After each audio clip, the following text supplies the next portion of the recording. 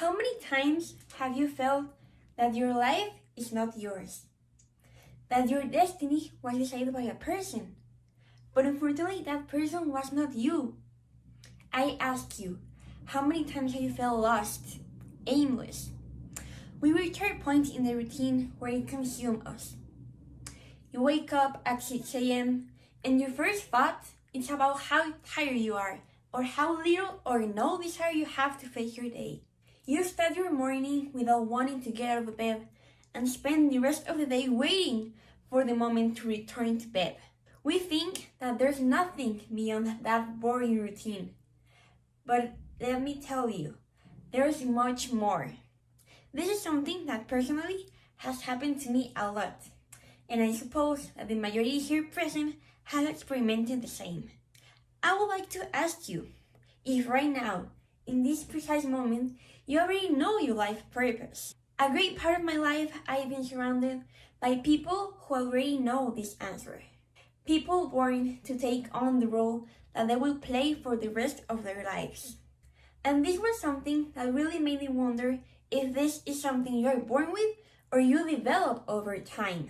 For years, I tried all kinds of activities: music, dance, painting, theater, sport, all kinds, and I loved each of them. But none of them seemed to really fill me up. Has it happened to you? In 2018, my role model, my mom, went on a trip to Japan for work reasons. And one of the things that she brought with her was the term Ikigai, which means to have a reason to live for. Finding your Ikigai, your life purpose, is to find the reason why you wake up every day. That fills your soul and makes your legs shake. Either it is from fear or excitement, although I think it's a bit of both. And even though it sounds strange, it's from the hand of the fear that we will achieve anything we want. Finding the perfectly balanced dose, enough to motivate you, but not to the point that it paralyzes you. Do you want to know the secret behind this? The term Ikigai was created on Japanese islands that are famous for having a life expectancy way above the average. One of the reasons could be that the people of the island know what they like doing, and they do that for the rest of their lives. We can break down this concept as follows. It is divided into 4 parts or circles. The first circle is what I'm good at. This could be our talents, abilities, or any kind of activity we excel in. They can also be considered as our gifts. The second circle is what I love. Here comes what we like, what we enjoy doing, anything that really makes us happy, regardless the fact that we are good on it or not. The third circle is what the world needs. Basically, looking in what ways we can offer something valuable to the world and contribute to our environment, creating different ways to benefit the community or helping others. And the fourth and last circle is what I can be paid for. Services that we can offer and provide for the ones we can be remunerated and generate an income from it. The point between what I love and what I'm good at is our passion. Between what I love and the world needs is our mission. Among what the world needs and I can be paid for, it's our vocation. And between what I can be paid for and what I'm good at, it's our profession. Finally, the point with all these 4 categories meet is our Ikigai. This method, beyond just helping us to find our life purpose, is also a journey through self-knowledge. Ikigai helps us to find out why we want what we want. We all have dreams, goals, aspirations, and they can range from having a type of car, a type of house, a family, living a certain type of way. But what is all behind this?